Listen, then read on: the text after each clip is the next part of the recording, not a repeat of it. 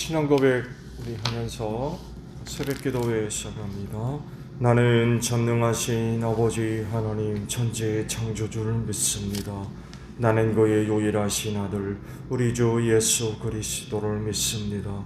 그는 성령으로 잉태되어 동정녀 마리아에게서 나시고 본디오 빌라도에게 고난을 받아 십자가에 못 박혀 죽으시고 장사된 지 사흘 만에 죽은 자 가운데서 다시 살아나셨으며 하늘에 오르시어 전능하신 아버지 하나님 우편에 앉아 계시다가 거기로부터 살아있는 자와 죽은 자를 심판하러 오십니다. 나는 성령을 믿으며 거룩한 공교회와 성도의 교제와 죄를 용서받는 것과 법의 부활과 영생을 믿습니다. 아멘. 85장 우리 찬송하고 말씀을 봅니다. 85장 우리 찬송합니다.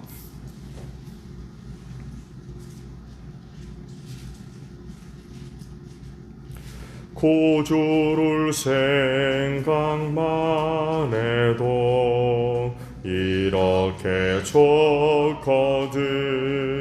주 얼굴 배울 때에야 얼마나 좋으랴. 만민의 구주 예수의 귀하신 이름은 천지에 있는 이름 중 피할 데 없도다. 참 회개하는 자에게 소망이 되시고 구하고 찾는 자에게 기쁨이 되신다. 예수의 넓은 사랑을 어찌나 말하랴. 주 사랑 받은 사람만 그 사랑 알도다. 사랑의 구주 예수여 내 기쁨 되시고 이제로부터 영원히 영광이 되소서. 아멘. 말씀 봅니다. 마태복음 11장입니다. 마태복음 11장 20절로 30절 마지막 절까지 우리 보겠습니다. 마태복음 11장 20절로 마지막 절이에요. 그때에 예수께서는 자기가 기적을 많이 행한 마을들이 회개하지 않으므로 꾸짖기 시작하셨다. 고라시나 너희에게 화가 있다. 벳세다야 너희에게 화가 있다. 너희 마을들에서 행한 기적들을 드로와 시돈에서 행했더라면 그들은 벌써 굵은 베옷을 입고 채를 쓰고서 회개하였을 것이다. 나는 너희에게 말한다. 심판날에 드로와 시돈이 너희보다 견디기 쉬울 것이다. 화가 있다 너 가버나움아. 내가 하늘까지 치솟을 셈이냐. 지옥까지 떨어질 것이다. 너 가버나움에서 행한 기적들을 소돔에서 행했더라면 그는 오늘까지 남아 있을 것이다. 나는 너희에게 말한다. 심판날에 소돔 땅이 너보다 견디기 쉬울 것이다. 그때 예수께서 이렇게 말씀하셨다. 하늘과 땅의 주님이신 아버지, 이 일을 지혜 있고 똑똑한 사람들에게는 감추시고 어린아이들에게는 드러내어 주셨으니 감사합니다. 그렇습니다. 아버지, 이것이 아버지의 은혜로운 뜻입니다. 내 아버지께서 모든 것을 내게 맡겨주셨습니다. 아버지밖에는 아들을 아는 이가 없으며 아들과 또 아들이 계시하여 주려고 하는 사람밖에는 아버지를 아는 이가 없습니다. 서거하며 무거운 짐을 진 사람은 모두 내게로 오너라. 내가 너희를 쉬게 하겠다. 나는 마음이 온유하고 겸손하니 내 멍에를 메고 나한테 배워라. 그리하면 너희는 마음의 쉼을 얻을 것이다. 내 멍에는 편하고 내 짐은 가볍다. 아멘. 자, 오늘은요 20절에 있는 말씀을 함께 나눕니다. 그때에 예수께서는 자기가 기적을 많이 행한 마을들이 회개하지 않으므로 꾸짖기 시작하셨다라는 말씀이에요. 구원을 얻는 데 있어서 믿음을 갖는 일은 무엇보다도 중요하죠. 예수를 믿는 믿음을 통해서 구원을 얻기 때문에 그렇습니다. 다른 방법은 없죠. 다른 방법은 없어요. 근데 이렇게 귀한 믿음 혹은 신앙을 갖는 것이 생각처럼 그렇게 간단한 문제가 아닌 것 같아요. 쉽지가 않다는 거죠.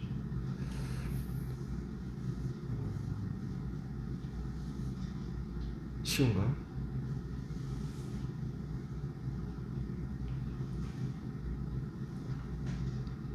좋은 예로 같은 자리에서 같은 사람을 통해서 같은 복음을 들었는데 한 사람은 예수 믿고 교회 다니는데 한 사람은 전혀 그렇지 않아요.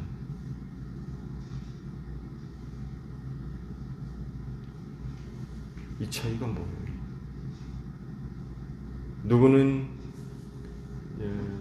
전해준 복음을 듣고 믿어요.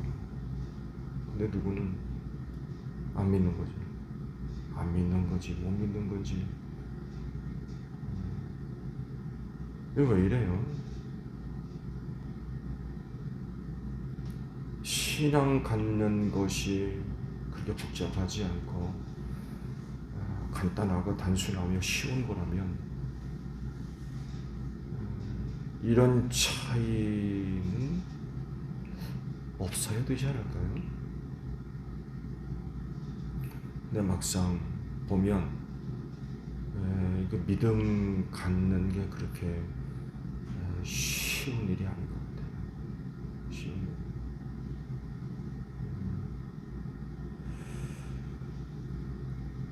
오늘 주신 말씀 중에 상반절에 있는 그런 그 말씀들을 보게 되면 그 예수께서 기적을 많이 행했던 그 마을들이 나오지요. 근데 이 마을들이 회개를 하지 않는데요. 아마도 그 기적을 이제 보이시면서 그 회개를 촉구하셨던 것 같아요. 아니면 예수 믿는 그런 어떤 반응들이라고도 볼 수 있을 것 같은데, 고라신, 벳세다, 가버나움 이 세 마을이 그랬다는 거예요. 기적을 보고도 예수가 하는 말을 안 듣는 거예요. 주께서 하신 말씀대로 회개하지 않았다라고 그러는데, 여하간에 이 말씀대로라면 기적을 행하면서 이 마을들을 향해서 회개를 촉구하셨던 것 같은데 안 하더란 말이죠. 기적 행하는 것을 보면서도 누구는 그 마을에 살면서 그 기적의 대상이 됐는지도 몰라요. 누구는 예수님을 통해서 자기를 통해서 기적이 나타나는 거죠. 좋은 예로 오며 귀신이 나간다든지 병을 고친다든지 뭐 병 고치는 분이 뭐 지난번에도 말씀을 받았습니다. 아무래도 눈먼 자가 보게 된다든지 귀 먹은 자가 듣는다든지 말 못하는 자가 말을 한다든지 걷지 못하는 자가 걷는다든지 심지어 그 중에 어떤 사람은 죽었다가 살아난 사람도 있을 수 있겠죠. 여하간에 그 마을에 사는 누구는 예수를 통해서 기적이 나타나는 거죠. 근데 문제는 뭐냐면 회개하지 않는다. 회개하라 라고 했는데 그런 기적을 경험을 함에도 불구하고 예수가 하는 말을 듣지를 않는 거예요. 그러니까 믿지를 않는 거죠. 믿지를 않는 거예요. 예수에 대한 신뢰 혹은 믿음이 생기지를 않는 거예요.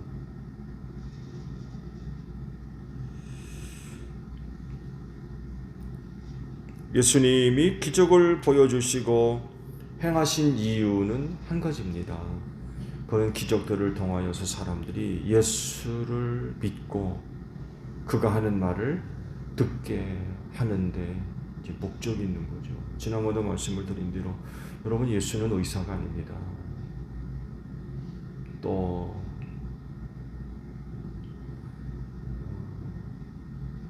다른 어떤 일들을 행하고 다니는 뭐 이상한 어떤 뭐 사람도 아니고,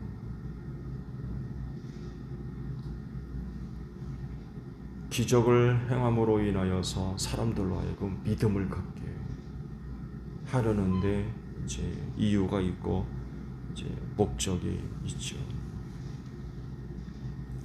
근데 참 안타깝게도 오늘도 말씀에 기록했습니다만도 기적을 보고도 안 믿는 거예요. 제가 앞서 말씀드렸죠. 신앙 갖는 일이 그렇게 쉬운 일인가요? 단순합니까? 그렇다면 이런 거 없어도 믿어야 될 거예요. 신앙 갖는 게 쉬운 일이라면. 근데 그렇지가 않다는 거죠. 기적을 보고 누구는 경험을 함에도 불구하고 믿음이 안 생기는 거예요. 안 믿는 거죠. 못 믿는 겁니까? 안 믿는 겁니까? 무슨 이유가 있는 거죠. 그렇죠? 이유가 있는 거예요. 아무런 이유도 없이 그런 기적을 경험을 하고 혹은 목격을 함에도 불구하고 믿음이 안 생기면 뭔 이유가 있는 거지. 이유가 있는 거예요. 기적이라고 하는 건 사람의 능력으로 할 수 없는 초자연적인 어떤 능력이고 신비죠. 그렇죠? 자연의 질서, 법칙, 규칙 이런 것들을 초월한 거죠. 초월한. 자연적으로는 설명이 안 되는 거예요.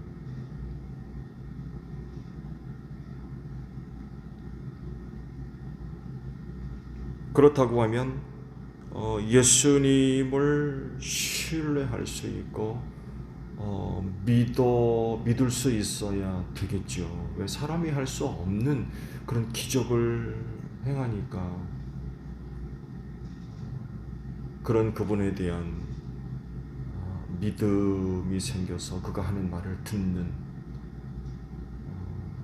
또 순종하고 따르는 이런 그 모습들이 있어야 되지 않겠어요? 좋은 예로 예수께서 제자들을 부르실 대로 기적을 행하셨잖아요. 밤새도록 고기를 잡으려 했으나 잡지 못하니까 깊은 데로 가서 그물을 던지라. 그리고는 그물을 끌어올리니까 자기들은 밤새도록 그물질했는데 한 마리도 못 잡았는데 그 말씀 한마디 의지하고 그물을 던졌더니만 고기를 잡았다는 말이죠. 그리고는 다 버리두고 예수 쫓아가잖아요.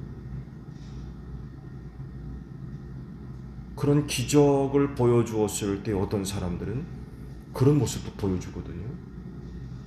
부모, 배 다 버려두고 따라가거든요. 근데 어떤 사람들은 이게 없는 거예요. 그런 기적을 보여줘도 경험을 시켜도 안 믿어. 이거 어떻게 설명해야 되겠어요?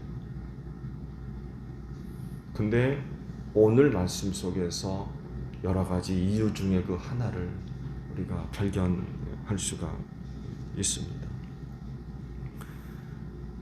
말씀을 드렸습니다만 고라신, 벳세다, 가버나움에 사는 사람들이 그 기적을 보고도 반응이 없는 그런 그 모습을 보여줘서 책망을 지금 하고 계시는데, 이유가 어디에 있을까라고 할 때에 사실은 말씀에 기록되어 있는 이 세 마을들에 대한 언급들을 보게 되면 그렇게 구체적으로 왜 그랬는지 이유가 나타나진 않지만 이 마을들이 어떤 마을들이었는가를 알면 그 이유를 발견할 수가 있어요.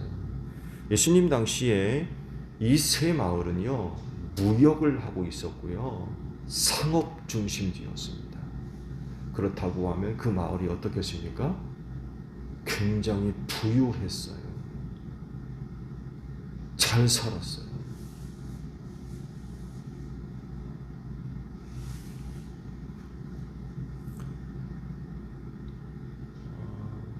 이런 마을에 들어가셔서 기적을 행하시면서 회개를 촉구하셨다라고 하는 건 결국 그들의 부유한 생활이 어땠다는 얘기예요? 타락한 생활이었다는 얘기예요. 다른 어떤 마을들보다도 부유한, 무역을 하고 상업 중심지였기 때문에 아무래도 부유할 수밖에 없죠. 근데 그 부유한 생활들이 타락한 그런 그 생활이었다는 것입니다. 이런 것들을 보고 책망을 하셨지만 안 들은 거예요. 그 세 곳의 마을 사람들에겐 기적이 안 통했던 거예요. 안타까운 일이지. 더군다나 가버나움은 어떤 곳입니까? 예수님이 살았던 곳이에요. 나사렛에서 이사하셔서 어디로 가셨어요? 가버나움으로 가셔서 사셨어요. 예수님과 이런 관계가 있었던 그런 마을이기도 합니다. 그래서 더더욱이 아마 그 마을에 대한 애착이 있었고 해서 다른 어떤 마을들보다도 기적을 많이 보이셨던 것 같아요. 그런데 그럼에도 불구하고 믿음이 안 생기는 거예요. 예수 말을 안 들어요. 이런 결과들을 볼 때에 육신적인 생활, 세상적인 생활에서의 풍요로움이 결코 영적이고 신앙적인 이런 부분에 대해 도움이 되지를 않는다. 사람이 이런 데 한번 빠지게 되면, 젖게 되면 영적인 부분, 신앙적인 부분들에 대해서 관심이 적어요. 오히려 좋아하지 않아요. 그럴 수밖에 없습니다.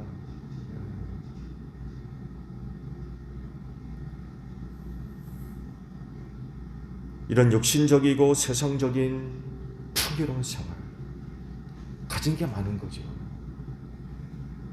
이런 것들에 젖어 살고 이런 것들을 추구하고 이런 것들을 의지하게 되면 말씀드린 대로 영적이고 신앙적인 그런 부분들에 대해서 관심을 기울이는데 많은 지장을 초래할 수밖에 없죠. 그 생활이 얼마나 좋았으면, 그 생활을 얼마나 추구하고 쫓았으면 기적을 행하는 게 안 통합니까? 세상에 기적을 보여줘도 안 통하는 거예요.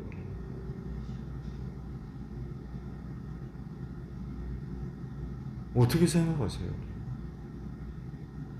기적도 안 통할 정도.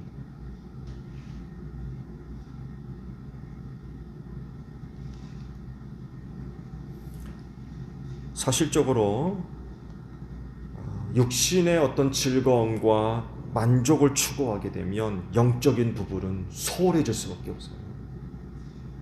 그건 당연한 겁니다.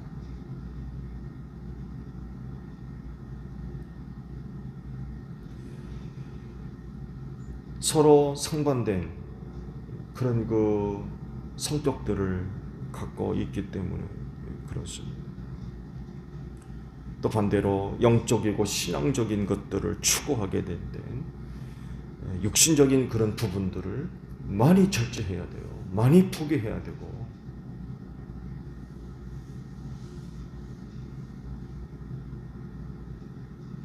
그런데 이 세 마을은요, 그 물질적 풍요로움에 젖어가지고 예수님이 기적을 보여줘도 안 통하고 더군다나 회개하라고 하니 좋아하겠습니까? 절대로 좋아하지 않죠. 그런 생활에 젖어든 사람들한테 회개하라 할 때 듣기 좋아하지 않습니다. 싫어할 수밖에 없어요. 왜? 저들의 잘못된 거, 저들의 죄악을 지적을 하니까. 그런 생활에 젖어든 사람들이 할렐루야 하겠습니까? 아멘 하겠습니까? 절대로 안 그러죠. 귀담아 듣지를 않는 거죠. 회개하라고 하시는 그 주님의 말씀을 비웃고 조롱했는지도 몰라요. 왜냐하면 저들이 지금 누리고 있는 생활을 포기할 수 없기 때문에 그래요. 이보다 좋은 게 없는데요.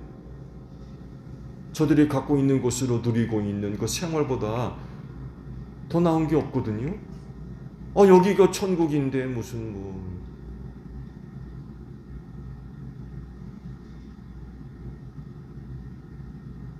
그러잖아요. 돈과 시간과 건강만 해결되면 여기가 천국이라는 거예요. 여기가 천국이 따로 없다는 거예요. 저들이 지금 누리고 있는 생활 포기하고 싶겠습니까? 이보다 좋은 게 없는데 포기할 수가 없는 거죠. 이런 그 반응들을 볼 때에 예수님이 하신 말씀도 있지요. 재물과 하나님을 더불어 섬길 수 없다. 또 유명한 비유가 있죠. 낙타와 바늘귀. 낙타와 바늘귀에 대한 말씀. 이런 말씀들을 보게 되면 회개하지 아니한 새 마을의 영적인 상태를 우리가 생각해 볼 수 있어요. 이건 물질적 풍요로움 속에서 육체적으로 타락한 그런 그 생활들을 하고 있었기 때문에 예수께서 오셔서 기적을 보여줘도 안 통하는 거예요. 안 통.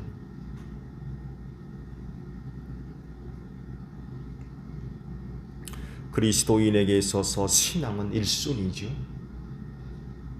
2순위입니까? 그리스도인에게 있어서 신앙 혹은 믿음, 영적인 이런 부분은 1순위입니다. 그렇기 때문에 영적인 부분에 우선을 두고서 모든 일들을 진행해 나가는 그런 그 삶의 모습들이 필요하죠. 여러분, 인간으로서 풍요로운 삶 누가 싫어하겠습니까? 누가 반대하나요? 제가 볼 때 그런 사람 한 사람도 없을 거요. 이런 삶을 누구나가 다 추구합니다. 그러려고 그렇게 애를 쓰며 돈 벌려고 하는 거 아닙니까? 그렇지만 이건 역시 신앙적이고 영적인 부분에 우선할 수 없어요. 사는 건 영이거든요. 물질, 육신, 눈에 보이는 세상 영원하지 않습니다. 다 없어져 버릴 것들을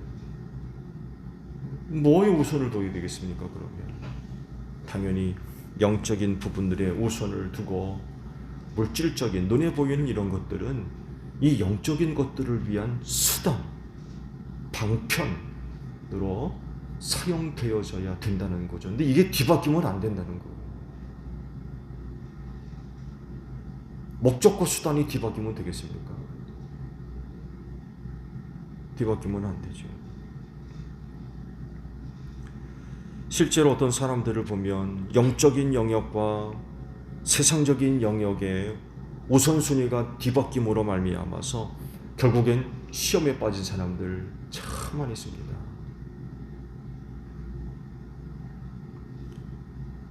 그리고 아예 이 세상적인 풍요로움에 젖게 되면 주님이 언급하신 새 마을과 같은 사람들이 될 수밖에 없어요.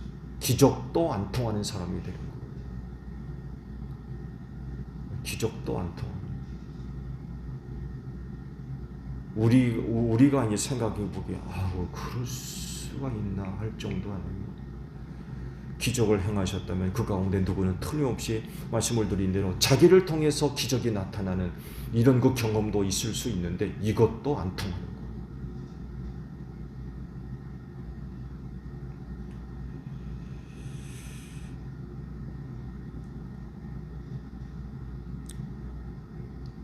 그러니까 예수님이 하시는 말씀을 듣겠습니까? 안 듣는 거죠. 실제로 예수께서 그 마을에 들어가셔서 기적을 행하면서 그 마을 주민들로부터 어려운 일을 당하지 않은 것도 다행인 것 같아요. 듣기 싫은 소리 자꾸 하는데 그 사람들이 좋아하겠습니까? 어려운 일을 당하지 않은 것만도 다행인 것 같아요. 이런 것들을 볼 때 영적인 그런 부분들에 깊은 관심을 가지고 또 우선순위를 두고 생활하는 우리 그리스도인들은 조심해야 돼요. 정말 조심해야 돼요. 세상적 그런 그 풍요로움 때문에, 즐거움 때문에 신앙적이고 영적인 부분들이 소홀해지지 않도록, 우선순위에서 밀려나지 않도록, 영적인 이런 그 영역들에 대해서 우리가 깊은 관심을 가지고 힘을 다하는, 열심을 다하는 이런 부분들에 정말 우리가 조심을 해야 된다는 거죠. 그렇지 않으면 우선순위에서 밀려날 수밖에 없고 영적인 이런 부분들에 대해서 점점 힘을 잃어가고 관심을 잃어가고 이런 일들이 벌어질 가능성을 항상 가지고 있다는 것입니다.